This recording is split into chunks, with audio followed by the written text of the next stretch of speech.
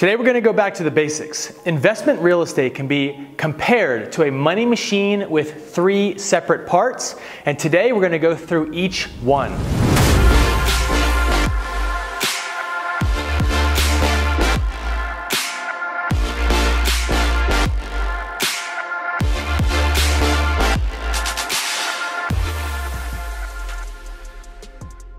So why do I say that we're going back to the basics? Well, going back to the basics will strengthen your foundation, and you're only as solid as what you build on. So it's extremely important to do this. And those 3 parts of the money machine that I mentioned are income, expenses, and financing.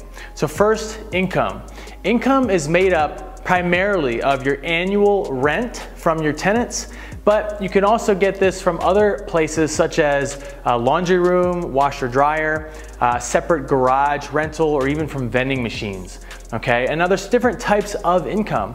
You have your annual income or your annual revenue, and this is just the grand sum total of all of your types of income put together that I mentioned before.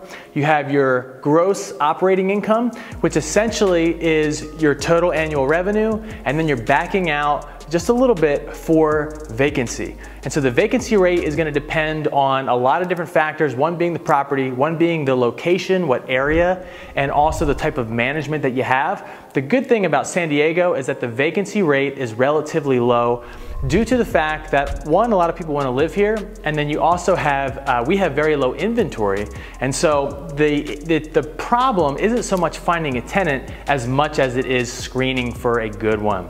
And so after gross operating income, you also have net operating income. So not too hard to figure that out. Your net is essentially just your gross operating income subtracted by the operating expenses. And then finally, your last type of income is going to be cash flow before tax, which really is just cash flow, and then you're backing out your debt service or your mortgage payment. And cash flow before tax is also one of the 4 financial benefits to real estate investing, which I'll link right here.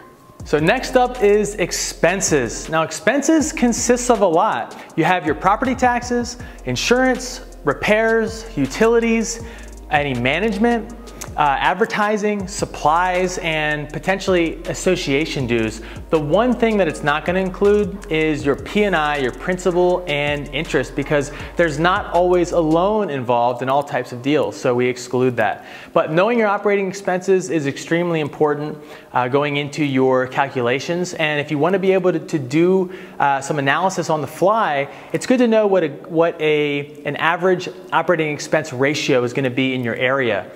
Operating expense ratio is simply calculated by taking the operating expenses and dividing that by the gross operating income.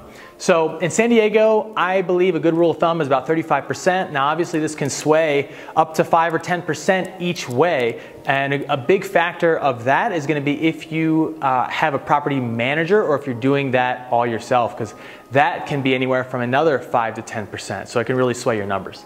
And finally, number 3 is financing. It's important to think of it like this. Every property is potentially a cash flowing property. It just all depends on the financing. So you have to ask yourself, what's more important to you? Do you want some instant gratification, cap rate, cash flow, or are you more of a long-term investor and growth and appreciation is more important to you? Or is it some combination of the two, right? So your financing is going to consist of the interest rate, the terms, and ultimately what your mortgage payment is. And if the financing changes, then the investment value of the property will change. So it's a very important 3rd component. So ultimately, just remember, going back to the basics is important because it strengthens your foundation and you're only as solid as what you build on. Those are the 3 components of the money machine that I alluded to: income, expenses, and financing. If you have any more questions about real estate investing, my team and I are standing by. I hope this was of some value, and I'll see you guys on the next video.